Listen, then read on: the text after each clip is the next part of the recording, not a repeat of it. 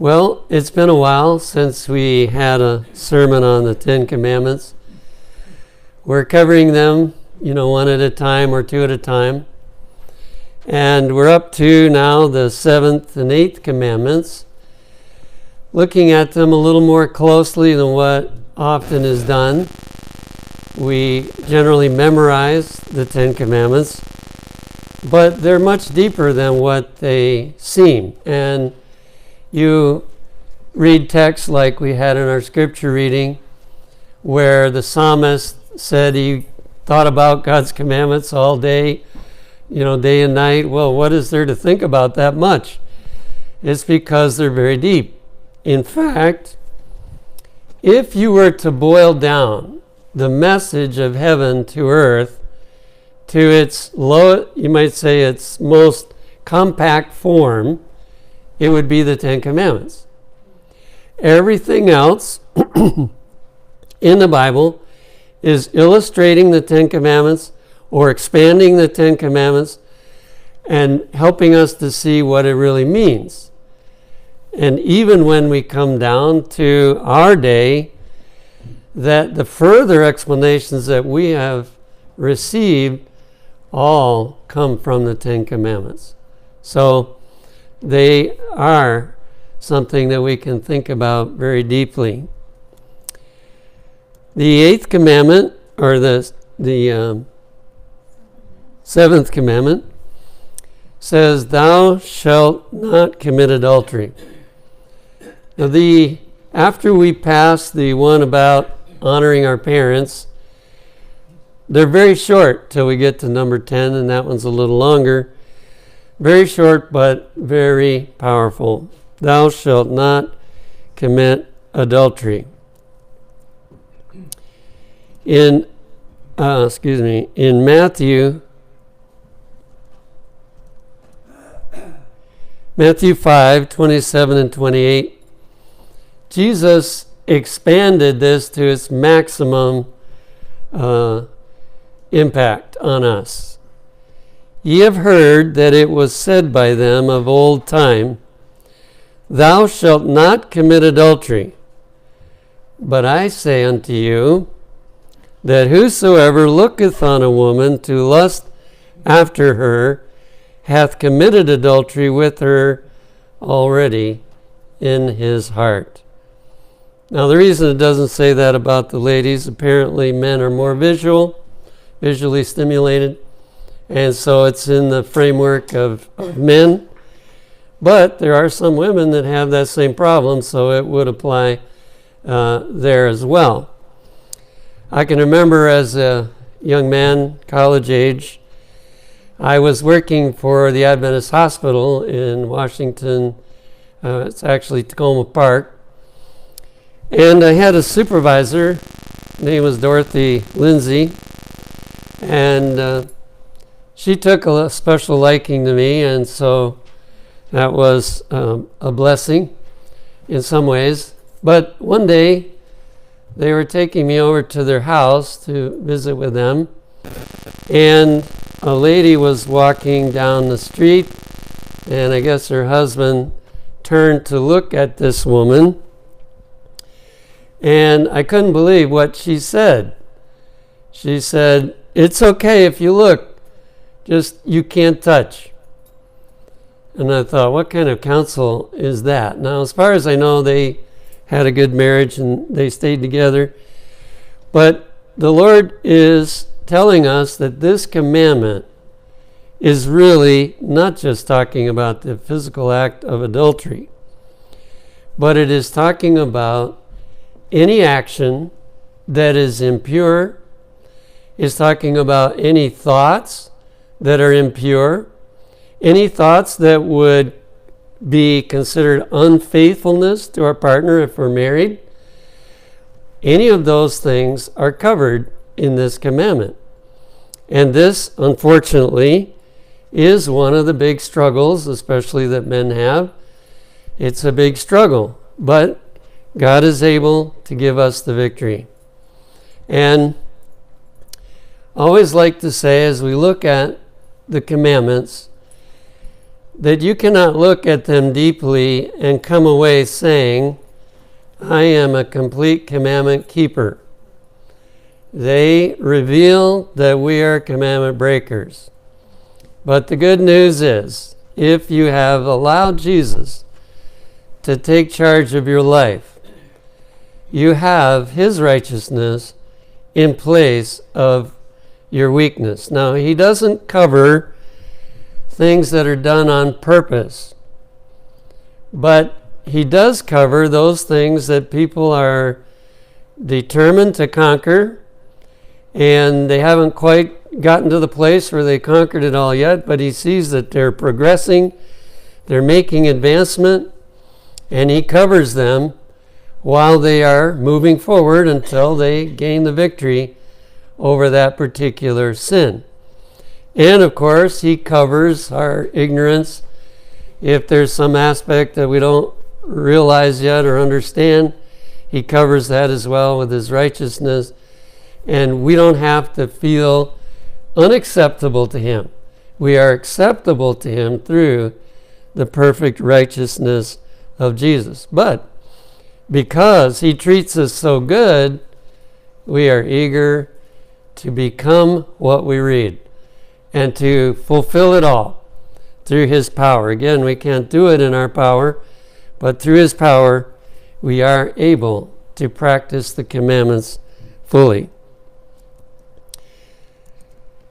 Jesus also said in Matthew 5:31-32, It hath been said, Whosoever shall put away his wife, let him give her a writing of divorcement. Now, I'll read in a minute that is really from the Bible. However, notice what he said about it. But I say unto you, that whosoever shall put away his wife, saving for the cause of fornication, causeth her to commit adultery. And I would guess that means if she remarries. So he causes her to commit adultery, and whosoever shall marry her that is divorced committeth adultery. So on one hand, we have the person who gets the divorce causes the other person to commit adultery. And if someone says, well, I'll marry that divorced person that doesn't have Bible grounds, then they commit adultery also. Now, I wouldn't want to suggest that adultery is the unpardonable sin. However, it is a pretty serious sin because it affects so many people's lives. And so God is calling for carefulness in this area. And we have to begin the carefulness by being careful who we marry. Because if you marry somebody who's not compatible with you, you're going to have a hard time with this commandment. But if you get someone that God has picked for you and that is compatible with you, then you can keep this commandment by God's grace. And also, I believe as we look at this commandment,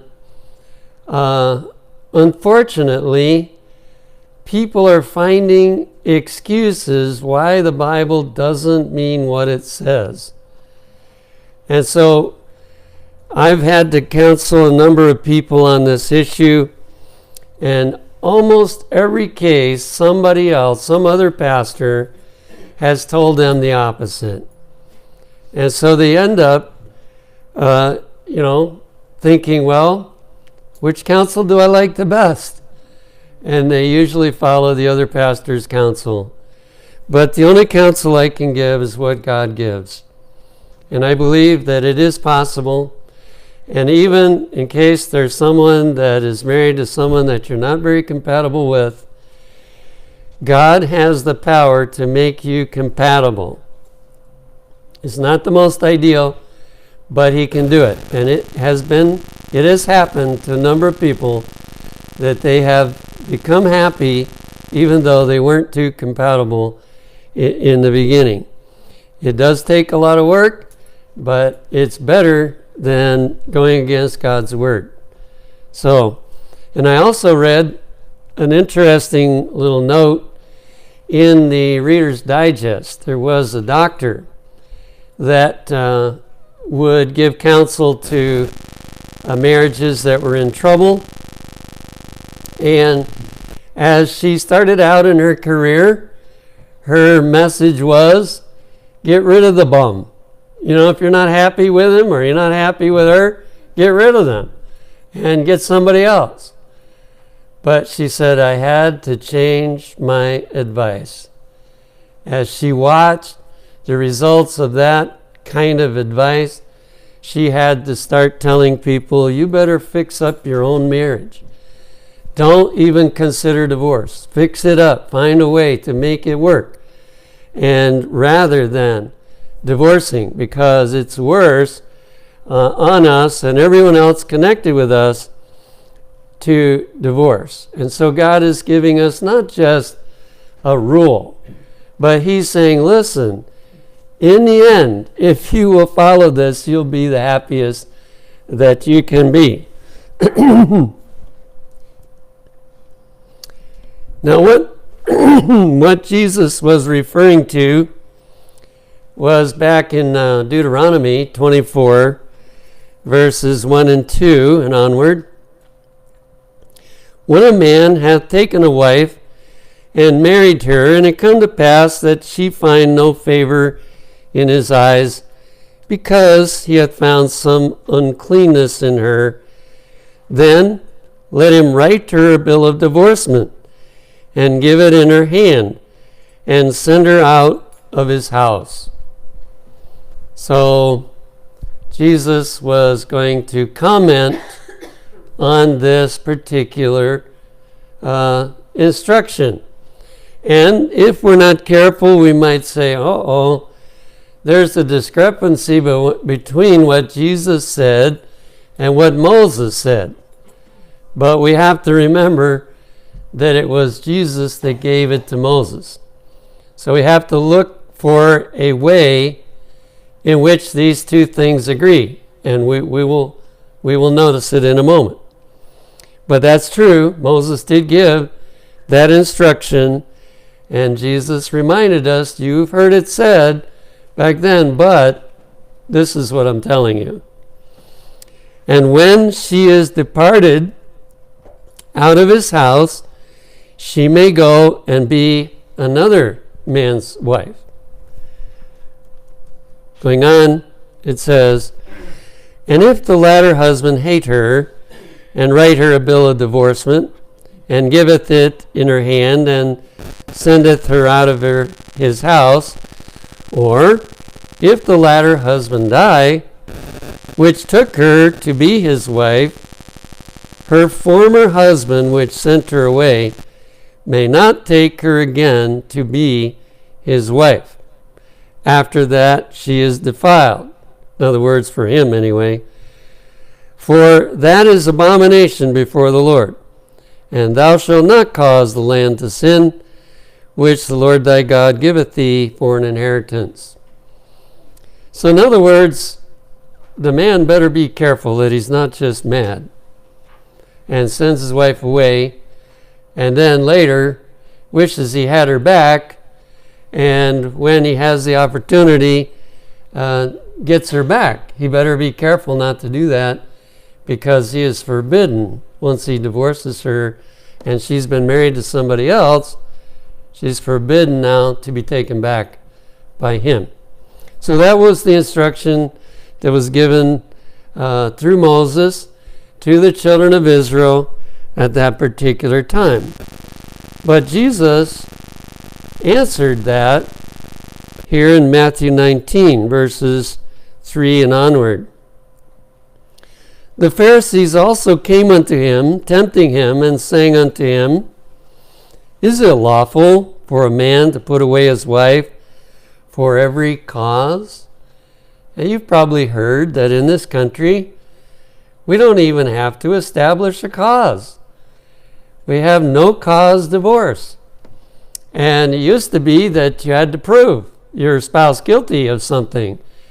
And if it wasn't adultery, it was kind of frowned upon for somebody to be wanting to get a divorce. But that day has passed, and we're just about like France now, to where, back in the days before the revolution, where marriage is just like any other contract. And if you don't end up liking the one you got married to, you can break it up and, get somebody else. That's about the way it is in the United States. So I think we're headed to the same result that France went to, which was totally destroying their country. Anyway, they were wanting to trap Jesus, and so they asked him the question. And he answered and said unto them, Have ye not read that he which made them at the beginning made them male and female? So he starts out not talking about what he gave through Moses, but he goes back to the Garden of Eden and draws their attention to what it was in the Garden of Eden, and said, For this cause shall a man leave father and mother, and shall cleave to his wife, and they twain shall be one flesh. Now, obviously, if they're one, you can't take one apart. You can take two apart, but you can't take one apart. So the original plan that God had for the human race was that when you got married, you stayed married. And if Adam and Eve had stayed in Eden, it would have been a long time that they would have stayed married. Going on, wherefore they are no more twain, but one flesh. And studies have been done upon what happens to people when they get pulled apart from their partner, or even if they've had a sexual union and they separate from each other. There is a oneness that develops, which, if you look carefully, some people may be oblivious to it, but if you look carefully, it is very damaging and harmful to the individuals. And that's why God didn't want the human race to suffer that kind of harm, that kind of damage. What therefore God hath joined together, let not man put asunder. Now, have you ever heard anybody say, well, I don't think God put us together? And so they try to excuse themselves because they think that God didn't put them together. But if they believed when they got married that God put them together, then this applies to them. And if they made that promise before God, then that stands. They say unto him, Why did Moses then command to give a writing of divorcement and to put her away? And I can just imagine inside they were smiling and just thinking, we got him this time, because we know what the Bible said in Deuteronomy 24, and he's telling us something different. He saith unto them, Moses, because of the hardness of your hearts, suffered you to put away your wives. But from the beginning it was not so. Interesting. Now here we are on the verge of the latter rain. We're on the verge of the close of probation. We're on the verge of the second coming of Christ. Are we going to go back to wanting a provision that was for the hardness of our hearts? I don't think any serious Christian wants that. And that's why God gave that to Moses. Now, I didn't put the text in here, but there is a clear text in Ezekiel that points out that God gave laws to the Israelites that he didn't really want them to live by. But he had to give it to them because they were in such darkness and such blindness that if he'd told them the whole story, they couldn't handle it. Now, I don't know whether, we're going to approach that again. I hope not. But it seems like in the last hours of Earth's history, we need to be prepared to hear it all. So he said unto them, that's the reason, because of the hardness of your hearts. He said, okay, you can divorce, but you can't just throw her out. You have to give her it in writing so she can show to the next person that wants to marry her that she is free. She's not just being a prostitute, but she's free to be married. And it's because of the hardness of the hearts that was given. And then, of course, he refers them back to the rule that he gave in the beginning, that the rule was no divorce. You stay married until you die, or one dies, and then you are free. Patriarchs and Prophets 308 expands in another direction. This commandment forbids not only acts of impurity. So there are all kinds of acts of impurity that people fall into many times when they're young, fall into these things.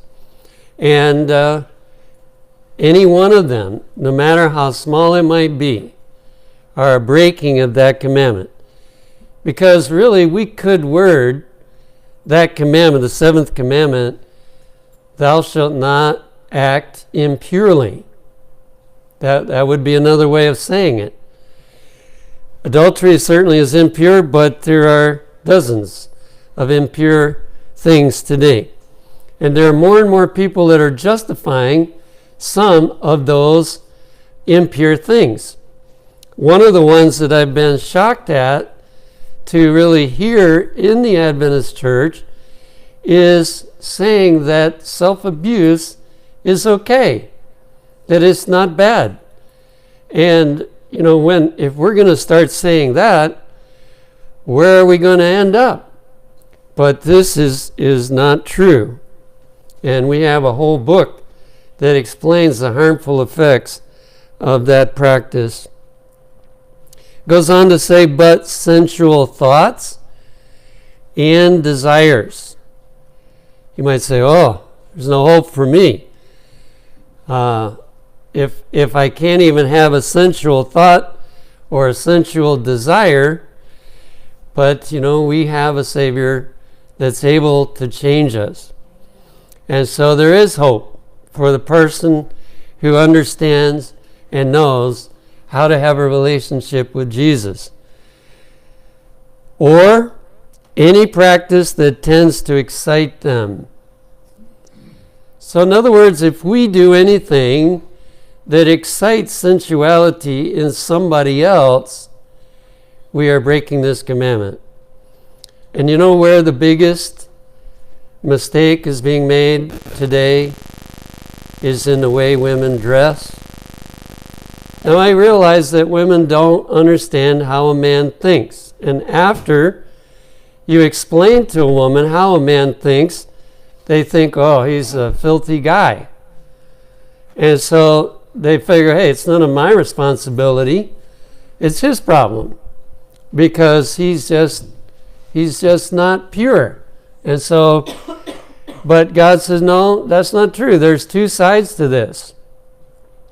And the one side is that a man has to learn to take hold of Jesus and get rid of sensual thoughts and desires. But the ladies have to get rid of the practices that will bring up those kind of thoughts in men. And if we work at that together, then we can all gain the victory over it. And I believe this is the foundation. Some of you young ladies are learning about dress reform at Wildwood. And this is the bottom line. Why dress reform is important. Because otherwise you are guilty of tempting some men at least. Some may not be tempted, but you're guilty of tempting them into those sensual thoughts and desires. What is the real bottom line? Purity is demanded not only in the outward life, but in the secret intents and emotions of the heart. So it's the thoughts that nobody knows about but you. That is where God sees whether or not we are pure or whether we're impure. And if we have impurity in any form, then he wants to help us. He's not in the business of condemning. He basically says to us, I believe, you inherited a corrupt nature, and when you allow your thoughts and so on to go in that direction, you're just doing what comes naturally. But if you allow that to just go naturally, you're going to damage yourself. So please let me change you so that you won't be like that. And this is his greatest love to do. Christ, who taught the far-reaching obligation of the law of God, declared the evil thought or look to be as truly sin as is the unlawful deed. So it may not hurt as many people if we don't literally do it, but it's still called sin in God's eyes. In Mount of Blessing, page 60, it says, when the thought of evil is loved and cherished. Now, God is not, telling us it's sinful because a bad thought comes in our mind. But it's what we do with that after it comes in our mind that matters. Do we cherish, sinful thoughts? Do we cherish impure thoughts? If we do, it shows that we really like it and we want to think about it. When the thought of evil is loved and cherished, however secretly, said Jesus, it shows that sin still reigns in the heart. The soul is still gall of bitterness and in the bond of iniquity. He who finds pleasure in dwelling upon scenes of impurity, who indulges the evil thought and the lustful look, may behold in the open sin with its burden of shame and heartbreaking grief. And he goes on, but let me stop a moment. You can see clearly that this condemns all pornography, which unfortunately in today's world is so available at a very young age. There are more and more people that are getting damaged by taking pleasure in dwelling upon scenes of impurity. And so it's an age in which we have to really call upon God, set up some boundaries, and get protection from all of this corruption, because if we don't, it's going to damage us. And it makes his heart sad, but it's going to make our heart sad sooner or later. The true nature of evil, which he has hidden in the chambers of his soul. So if somebody keeps looking at pornography, the day is going to come when they're going to do something that's going to really be out in the open. And so God says, nip it in the bud. Seek God before it becomes an outward thing. The season of temptation under which it may be one falls into grievous sin does not create the evil that is revealed, but only develops or makes manifest that which was hidden and latent in the heart. I can still remember the horrible impact on a church that I attended as a 9 to 12-year-old. And the pastor ended up committing adultery with a lady who was a relative of mine, unfortunately. And, he would take her out an ingathering, and they somehow fell in love with each other. And so this just was so devastating for that to happen. Well, why did it happen? It describes it right here. That he had been allowing thoughts in his mind, perhaps other things too, we don't know. Never heard the story about it.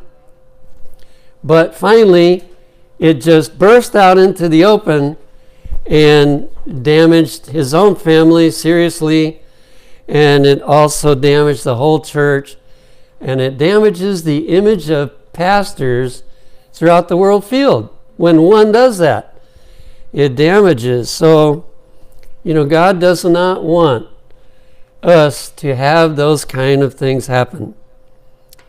And then it explains the principle. As a man thinketh in his heart, so is he. For out of the heart are the issues of life. Don't ever allow yourself to think, it doesn't matter what I'm thinking, what I'm doing in private, it doesn't matter. It does matter. Because what we do in private is what will eventually come out in the open. And no area more likely than this one if those things are being looked at and cherished in private. Now, before I go to the next one, just in case there's anyone here that as you listen to this, you realize you got remarried and you didn't have Bible grounds to get remarried. Well, first of all, what happens before we become a Christian? I believe God winks at that. And so we don't need to get all burdened down about that. Be good to ask him to forgive us. But we don't need to get burdened down about that and discouraged and feel like we're a bad person. Second, if we did it as a Christian and we've already remarried, the counsel is not to, grieve and get all discouraged about what you did. Again, ask forgiveness of him, and then make sure that you're faithful to your new marriage vow. I think there's a misconception that has crept in.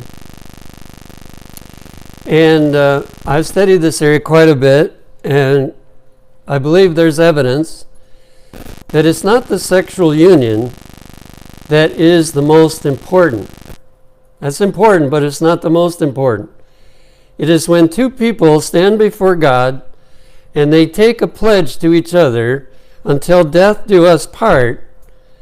That is very important and must not be broken. So, if the first vow was already broken, it won't help anything to break the second one. And there are some in our church that are saying you need to break up since you don't have Bible grounds, and you need to go back to your first partner, or don't be married at all.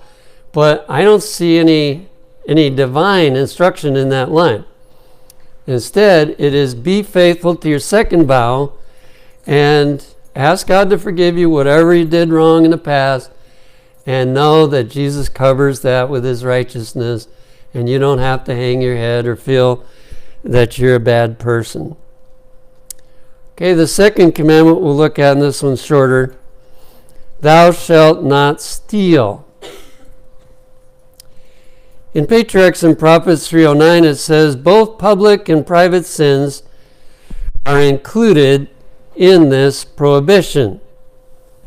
The 8th commandment condemns man stealing and slave dealing. So that whole practice that, sad to say, is still going on in the world today, stealing people and selling them, this is all breaking that commandment.